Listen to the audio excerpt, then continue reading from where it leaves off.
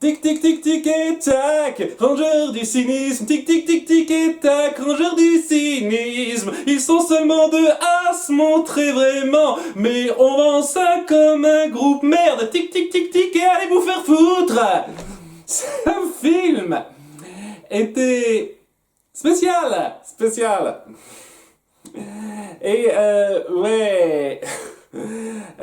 Je comptais pas particulièrement le voir à la base parce que ça sentait une espèce euh, de film à la Alvin et les Chipmunks, vous savez, Tic et Tac version live action. Ouais, ça va être une sorte de Alvin et les Chipmunks bis. Mais non, une fois que j'ai vu la bande-annonce, c'est ça qui m'a un peu convaincu d'aller le voir. Et pas parce que ça promettait du bien, clairement pas, mais parce que ça promettait du particulier. Voilà, on va dire que ça promettait du particulier et ça m'a délivré exactement ce à quoi je m'attendais. C'est-à-dire un film qui reflète totalement le cynisme actuel du cinéma et sa propension à vouloir totalement faire de l'internet, j'ai envie de dire. Et c'est fascinant à un certain degré et ultra déprimant d'un autre point de vue. Et oui, je suis sorti de ce film en m'attendant à voir rien, enfin à voir ce que j'ai eu, et en ayant ce que j'ai eu, ben, ça m'a pas mal déprimé, je vous cache pas. Mais ouais, je pensais, je trouvais que c'était pas bête de faire un avis à tiède là-dessus pour vous en parler. Tout simplement parce que ben, c'est l'occasion parfaite pour faire un petit coup de gueule là-dessus, tout simplement, sur ce que devient un petit peu une partie du cinéma, pas tout le cinéma, nous sommes d'accord, mais une partie du cinéma, et ça le reflète totalement. Tic et Tac, Ranger du Risque, une série des années 90, de l'époque Disney Club, pour ceux qui s'en souviennent encore, et ouais, donc une des séries qu'on m'a demandé à quelques reprises de traiter, que je pourrais peut-être faire, maintenant qu'il existe techniquement un film dérivé de cette série. Techniquement, hein.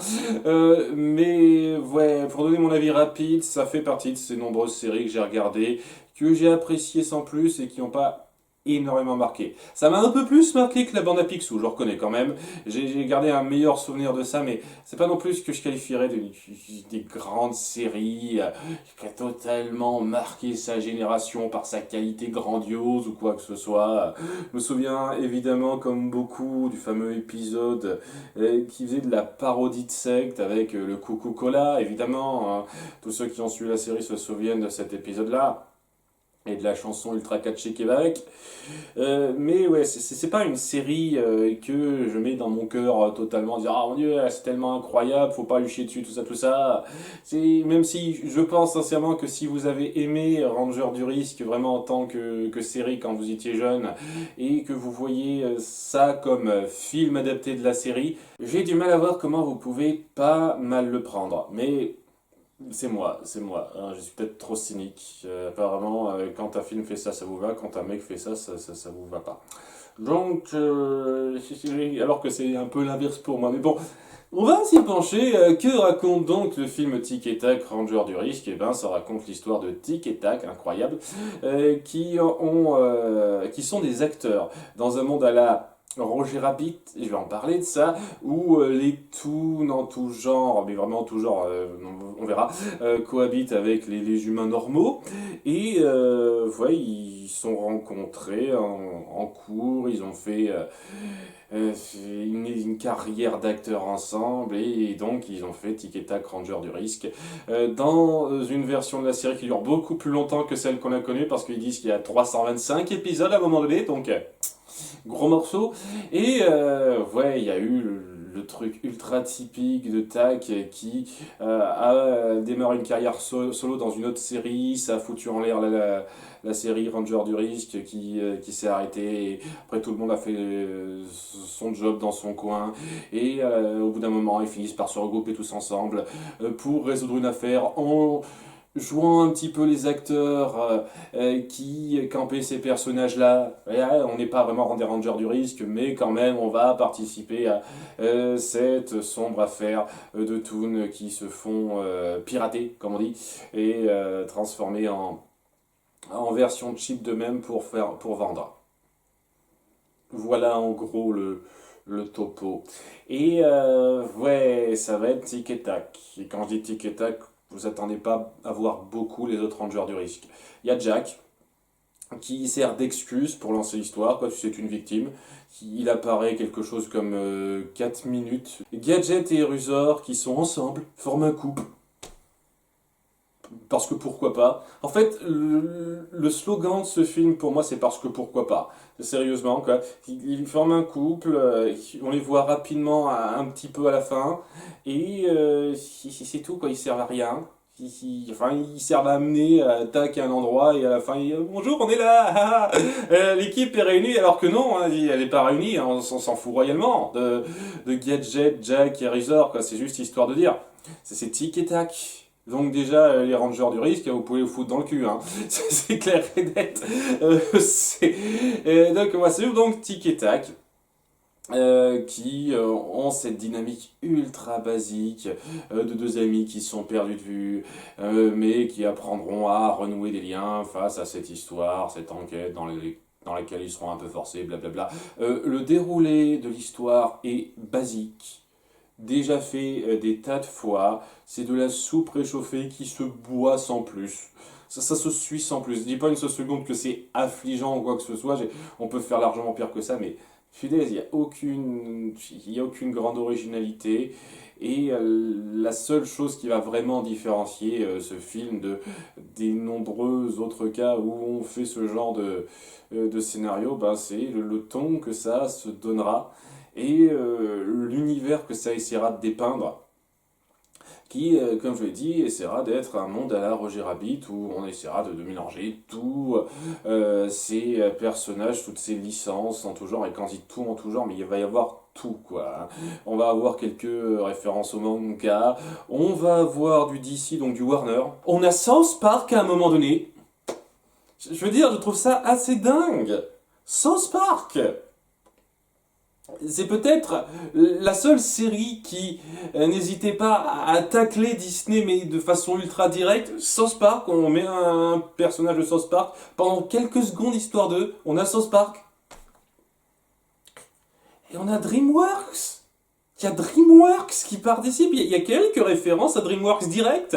On voit Shrek et même si ça vous intéresse de voir une sorte de mélange entre Disney et DreamWorks, la seule scène qui met un tout petit peu en avant ces deux univers, c'est lorsque Pumba de la version 2019 du Roi Lion interagit avec les personnages de Kung Fu Panda et de Monstres contre Aliens. Voilà. Ça, c'est le plus grand moment de crossover Disney DreamWorks qu'on ait.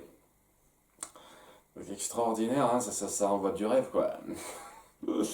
Il y a tellement de trucs que ça peut être un jeu, vraiment un jeu de pointer les différentes références, les différents liens, les différentes représentations, les différents studios dans ce méli-mélo difficilement organisé.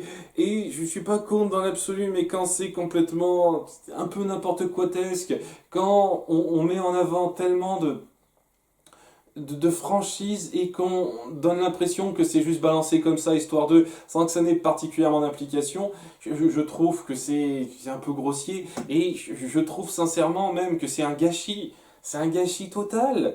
Combien vous avez déboursé pour avoir autant de caméos? Pour avoir des droits sur des films DreamWorks? Putain de merde, quoi! DreamWorks! S'il y a bien un studio qui était contre Disney pendant un bon moment, c'était DreamWorks. Donc il a fallu raquer un petit peu pour les avoir, ces droits-là. Vous avez dépensé des fortunes pour avoir tous ces droits et faire cette espèce de mélange pas particulièrement fluide où tout le monde vient un petit peu n'importe comment, comme ça, et c'est un gâchis, putain! Je pense aux nombreuses personnes qui rêvent de crossover entre ces différents univers et qui, je suis sûr, se sont imaginés des scénarios, des histoires beaucoup plus passionnées que ça, beaucoup plus recherchées. Et là, c'est dans ce cadre très cynique, très blablabla, on balance des trucs comme ça. Hein, parce que bon, on va en parler maintenant. Du parallèle ultra évident. je n'ai jamais été un hyper fan de Roger Rabbit. Je tiens à le préciser, je ne déteste pas ce film, je le trouve très correct, mais je n'arrive pas à être grandement pris dans l'univers que ça met en place et surtout l'histoire que ça veut raconter. L'univers que ça met en place, j'ai jamais trouvé une seule seconde que c'était ultra pertinent sur pas mal de points, les nombreuses interventions. Il y en a quelques-unes que je trouve très, très sympas et plutôt bien pensées, mais la plupart c'est juste un peu de la prise en otage. Regardez, on a ces personnages, on les fait un tout petit peu intervenir pendant une période importante et ouais, ça s'appelle du fan service, quoi. C'est du gros fan service, pas particulièrement poussé pour beaucoup d'entre eux. Une partie, quand même, ça va. Je ne veux pas non plus dire que tout est mal fichu, mais il y a une partie, une grande partie d'entre eux où c'est pas le cas. Et j'ai quand même envie d'aller un petit peu plus loin que ça en disant que malgré tout, on prend le temps d'appuyer ces caméos. On prend le temps de montrer qu'on respecte ça et que ça a un impact. Lorsque Bugs Bunny et Mickey apparaissent, on ne fait pas une espèce de gag rapide, histoire d'eux, on essaie un tout petit peu d'appuyer ce que ça signifie. Lorsque Donald et Daffy se battent dans une compétition de piano, tu ressens un petit peu le truc, quoi, qu'il y a une sorte de rivalité un petit peu notable, quoi. C'est intéressant, au moins dans l'idée, dans le fait que on essaye d'appuyer ça de façon passionnée. Là, c'est pas passionné, c'est des tonnes de caméos comme ça, histoire de dire on a ci, on a ça, et ça n'a pas de valeur. Ça n'aide pas à appuyer grandement l'univers. Là où c'était quand même, on sentait une passion malgré tout, malgré les problèmes que j'ai dans Roger Rabbit, qui, je comprends très bien, peut facilement enflammer le spectateur et sentir qu'il y a quelque chose de fort là-dedans. Là, je ressens pas ça. Et vraiment, si c'est juste le plaisir de voir rapidement des tonnes de propriétés connues pour voir des propriétés connues qui vous fait plaisir, et si ben oui, que vous adorez, hein, parce que la référence, il y en a à tout va. Et en parlant donc du parallèle avec Roger Rabbit, je pourrais en faire pas mal de parallèles avec Roger Rabbit pour voir à quel point Roger Rabbit fait 1000 fois mieux ce qu'il entreprend que ce film. Il y a une recherche quand même sur le niveau graphique, sur l'animation avec, bon, que de la 2D, c'est vrai, qui s'incrustait quand même pour la plupart très bien, à quelques petits détails près dans Roger Rabbit, alors que là c'est, étant donné que ça essaye de mélanger tous les types d'animation existants, mais à peu de choses près, je crois qu'on n'a rien loupé, quoi. Et ben, il y a une certaine inégalité qui se ressent. Lorsque c'est de l'animation un peu 3D incrustée, ben là, Alvin et les Chipmunks, et ben, on sent que c'est suffisamment travaillé pour passer bien. Lorsque c'est de la 2D, c'est un peu de la 2D qui va sans plus. Là, c'est un peu du cel shading comme ça, histoire de. Et on sent que vous aviez clairement pas mis autant d'attention là-dedans que pour votre 3D. Et ce qui fait que, eh ben, cette 2D, elle passe pas super super. Il n'y a pas un travail très, très recherché dans la 2D qui a juste le minimum pour que ce soit pas dégueulasse à regarder, mais ça va pas plus loin que ça. Et ouais, on sent un petit peu, alors c'est peut-être moi qui me fais des idées, que c'est un peu une façon de dire par le studio que ouais, la 2D maintenant, c'est dépassé, regardez comme c'est mieux fait la 3D. Ben non, c'est juste que votre 2D, vous la bâclez un tout petit peu sur les bords, alors que votre 3D, vous passez plus de temps dessus. C'est évident. C'est évident. Ce qui m'amène aussi à un autre problème dans l'univers, là où dans le monde de Roger Rabbit, c'était quand même plutôt bien pensé à une grande majorité, cette distinction entre le monde humain et le monde toon, avec donc cette espèce de taréitude qu'il est difficile de contenir. C'est pour ça qu'il y a une section qui est vraiment entièrement dédiée aux toons et une autre section qui est entièrement dédiée aux humains.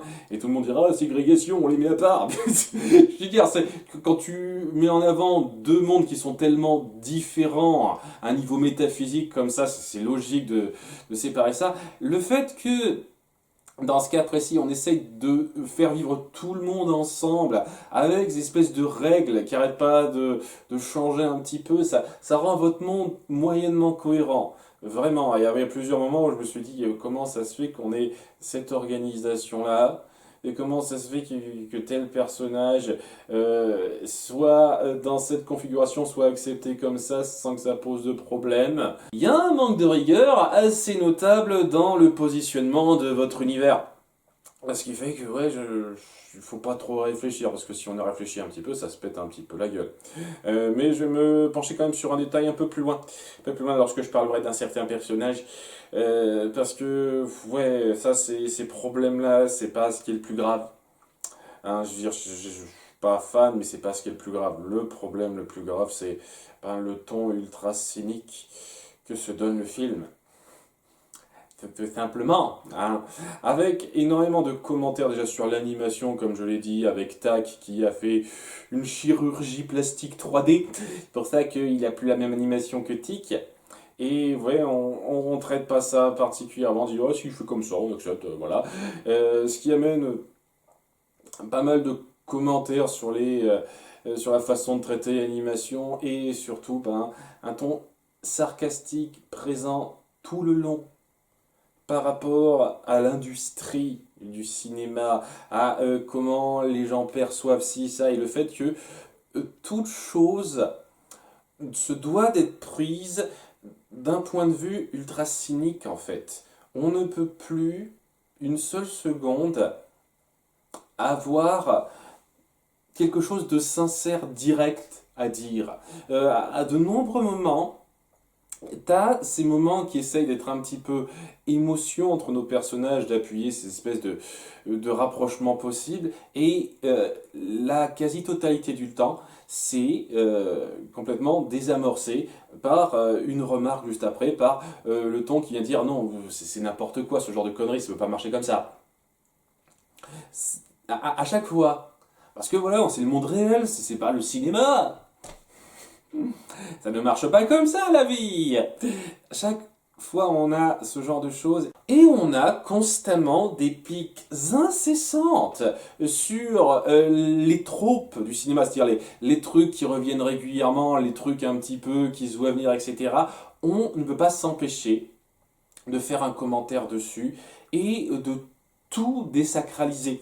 Ce qui fait que rien dans ce que vous racontez n'a de poids. C'est une gigantesque blague, un gigantesque commentaire cynique sur la plupart des choses que le cinéma propose, ou plutôt proposait, puisque ça essaye un petit peu de se pointer comme le nouveau type de cinéma. Enfin, c'est moi qui extrapole là, hein. Je m'excuse, je vais peut-être un petit peu loin, mais ça essaye de se poser comme un nouveau type de cinéma qui reconnaît un petit peu les torts, qui se moque de ci, ça, qui fait constamment, et je vais bien constamment des rappels basiques et ultra évidents à pas mal euh, de polémiques. Il y a le personnage de Sonic le Moche, et c'est comme ça qu'il l'appelle, Sonic le Moche, qui est donc la première version de Sonic du film live action, qui est présent et sur lequel on en fait un peu des caisses. Le mec, il apparaît pas juste rapidement 10 secondes, hein, il a un rôle un tout petit peu notable, le gars, et ouais, quoi, il y a cette espèce de rallongement sur ce qu'il représente. Les gags qu'on fait sur ses dents et les petits délires sur les personnages rejetés du cinéma, sans jamais prendre ça au sérieux, sans jamais traiter ça avec beaucoup beaucoup d'âme, j'ai envie de dire. Ça et d'autres trucs, on a cette version complètement moche de Baloo transformé en 3D qui ressemble pas une seule putain de seconde à Baloo. Vous avez vu Baloo, ça n'a rien à voir, c'est quoi cette merde? Ça c'est Baloo, allez vous faire foutre, sérieusement. Sérieusement, il n'y a que ça. Il n'y a que des commentaires cyniques tout le temps. Tout le temps. Et les rares fois que ça essaye de raconter une histoire un tout petit peu sérieuse au-delà de cette merde, et ben ça n'a plus le moindre poids. Parce que vous avez passé 75%, 95% de votre temps à voir toutes ces tropes, tout ce principe d'écrire un film de façon sérieuse comme une blague, comme quelque chose à voir un peu de haut en fait. Et ça m'amène à tellement de réflexion sur ce besoin du cinéma de devenir un peu le nouvel Internet. Dans le sens, je veux reprendre les trucs typiques d'Internet, ce qui fait que certains films qui ont été adorés par d'autres n'ont pas su passer pour moi parce que ça se sentait clairement que ça essayait de surfer sur la vibe Internet plus que de faire quelque chose de vraiment cinématographique pour moi. Je pense que mon problème principal avec les Mitchell contre les machines, c'est ça. De ce que j'en ai vu, c'est que ça essayait tellement dans sa présentation visuelle et dans son ton un petit peu gag de faire de la vidéo internet plus que de faire du cinéma, pour moi, que ça a perdu pas mal de poids, ça n'arrivait pas une seule seconde à m'agripper. Hein, je ne vais pas aller plus en détail là-dessus, parce qu'une fois de plus, j'ai pas vu le film entier, mais la grosse moitié que j'en ai vu m'a donné totalement cette impression-là. Et ouais, si ce genre de choses connaît du succès, ça amènera un nouveau pan du cinéma que je trouverais particulièrement déprimant. Cette espèce de cynisme corporatif, alors qu'avant on avait la copie corporative, c'est-à-dire que on vous fait, on vous resserre exactement ce que vous connaissiez, mais version live action, pas en animation 2D parce que c'est de la merde l'animation 2D, ce genre de truc. Là on a un autre cynisme, c'est-à-dire que ouais,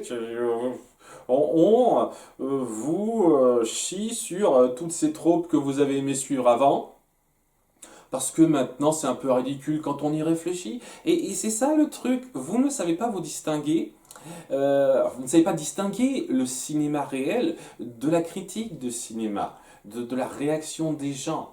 Et c'est un truc quand même que je tiens à appuyer vraiment, c'est que le cinéma, ce n'est pas Internet. Le cinéma, c'est censé vous transporter dans une histoire, dans une vision d'auteur. C'est pas juste faire des petits coups de coude aux spectateurs en disant hey, t'as vu, je suis comme toi, je pense comme toi Internet. Non, c'est pas ça pour moi le cinéma. Et si ce genre de truc décolle vraiment, ça risque de devenir ça en fait. Espèce de cynisme corporatif qui est déprimant un sens assez fascinant à voir, puisqu'on sent vraiment ce besoin désespéré, je trouve, de la part des studios de tabler sur la popularité Internet, mais en même temps déprimant, parce que ça veut dire que, de votre point de vue, Disney, du point de vue de Disney, eh ben, ça n'a pas grande valeur, ces histoires sérieuses qu'on a mises en place. C'est ces moments où on a essayé de nous faire croire pour de vrai qu'il se passait quelque chose à l'écran, alors que c'était fantasque, fantaisiste, que c'était pas forcément vraiment très réaliste. Mais vous étiez à fond derrière pour essayer de nous faire passer ça. Et même quand c'était pas réussi, même quand on était cynique, nous le public derrière, et ben ça veut pas dire une seule seconde qu'on n'avait pas, pour une bonne partie d'entre nous, un certain intérêt, une certaine joie à voir ce genre de choses. Et là, il n'y a plus ça. Enfin, en tout cas, c'est totalement ce que me renvoie ce film. C'est particulier, je vous jure, ça fout un coup, hein, ça fout un coup de voir ça.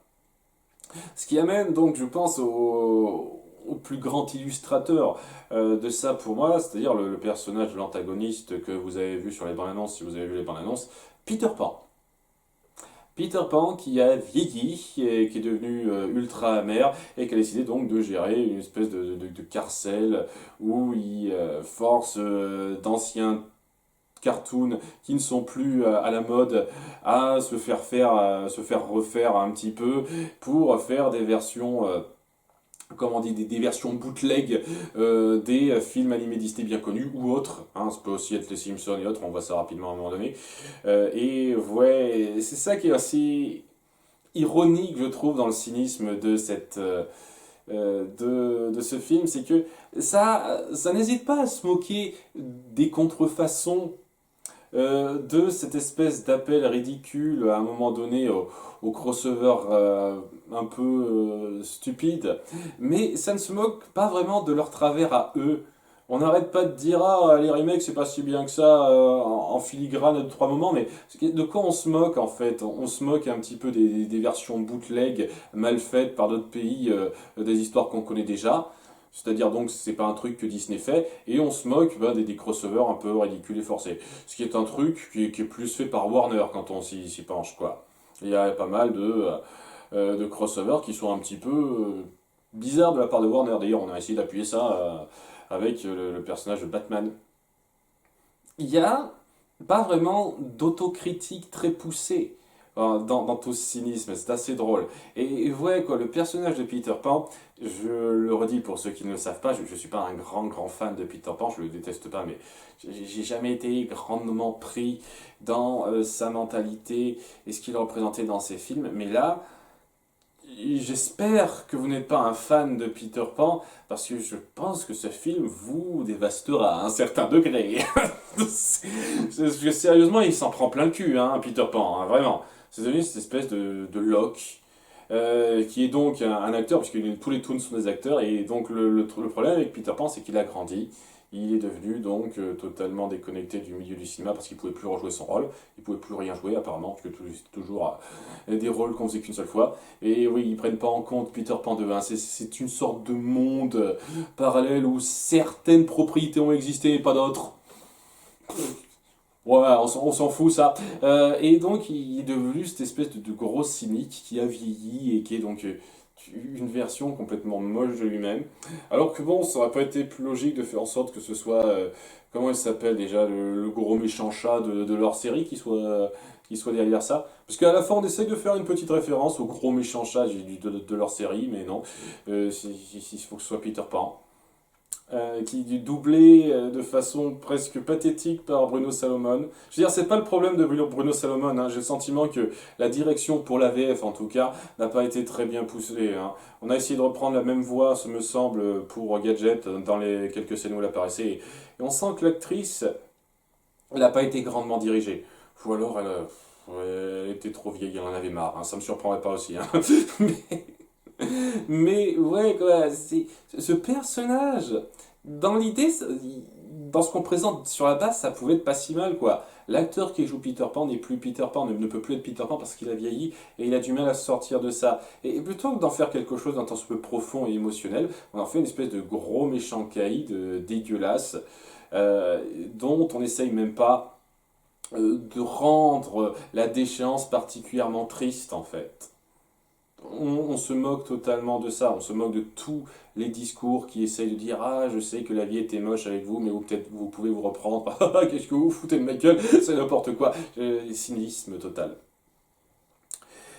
Et ça amène aussi un petit problème parce que je pourrais me pencher pendant un petit moment sur la cohérence de ce truc par rapport à tout simplement comment fonctionnent vos toons. Parce que on voit bien que Tic Tac, Gadget et compagnie, ils prennent pas vraiment d'âge, ou alors très lentement, hein. Ça fait quand même 30 ans que leur série a été annulée, mais ça va, ils sont encore en forme, hein. Il n'y a pas de problème, hein. Ils sont encore bien adultes, jeunes, ils donnent pas une seule seconde l'impression d'être vieux, etc. Par contre, Peter Pan, lui, il a vieilli. Et à côté de ça, il y a un de ces acteurs Toon qui a joué un autre garçon perdu qui, lui, n'a pas grandi. C'est toujours le même petit garçon, le petit chérubien un petit peu en chair, tu sais. Il y a ce moment-là qui est là, et tu te dis, oh, quelle est la logique en fait? Il y en a qui grandissent, d'autres qui grandissent pas. C'est quoi le délire? Je ne comprends pas. Ça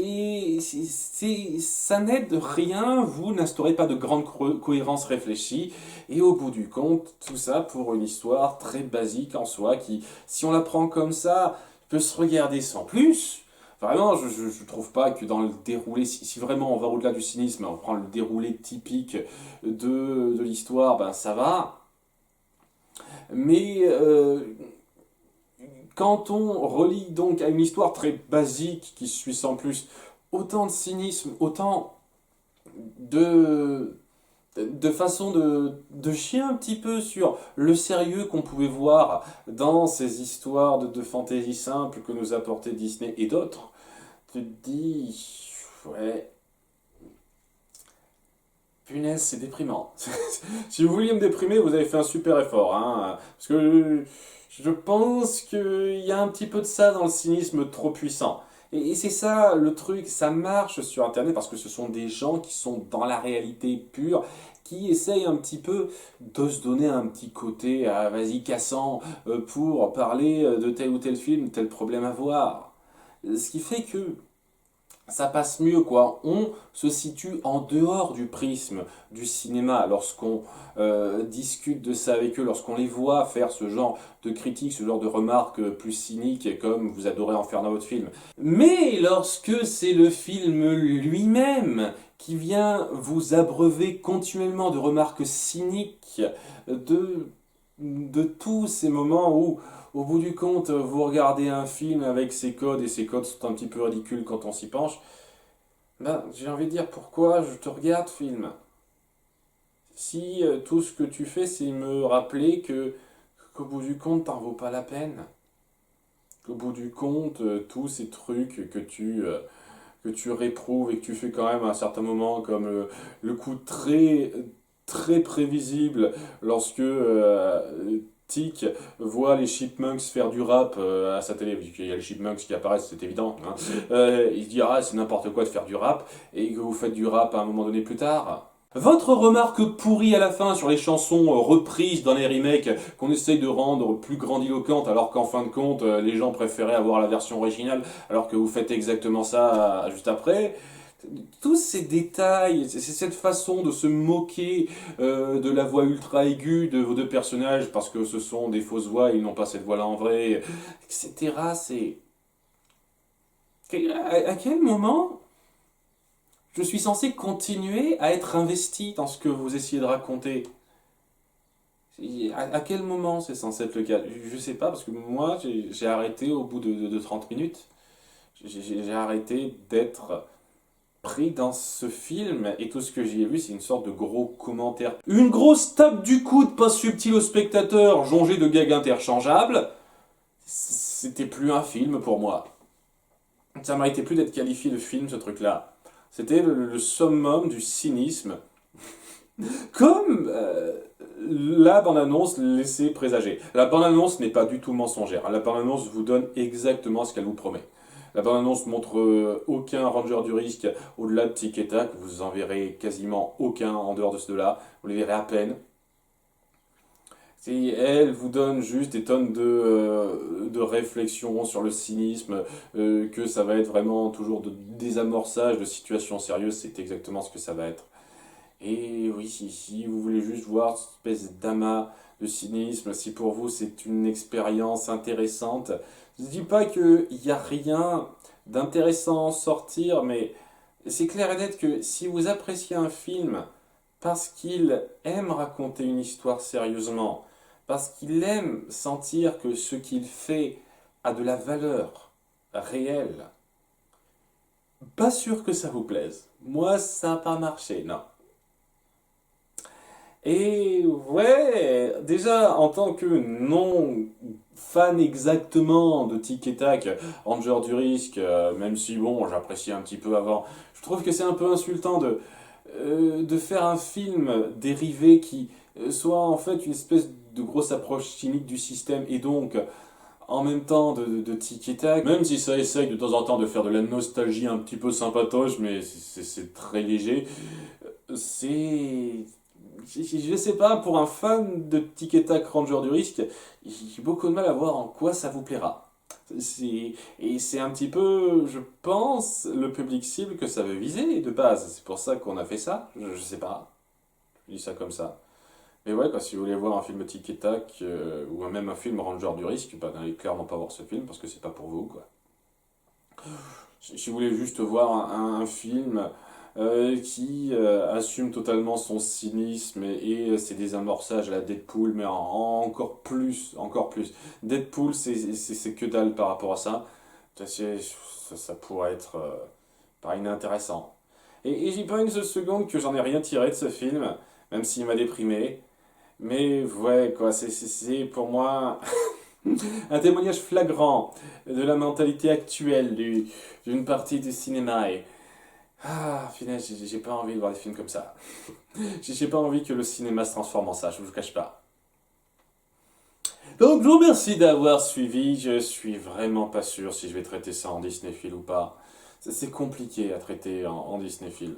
Parce que la critique, elle serait pas vraiment facile à faire au détail. Mais bon, on verra. J'aurai le temps d'y réfléchir. Je vous donne rendez-vous donc pour bientôt pour d'autres vidéos. Bye!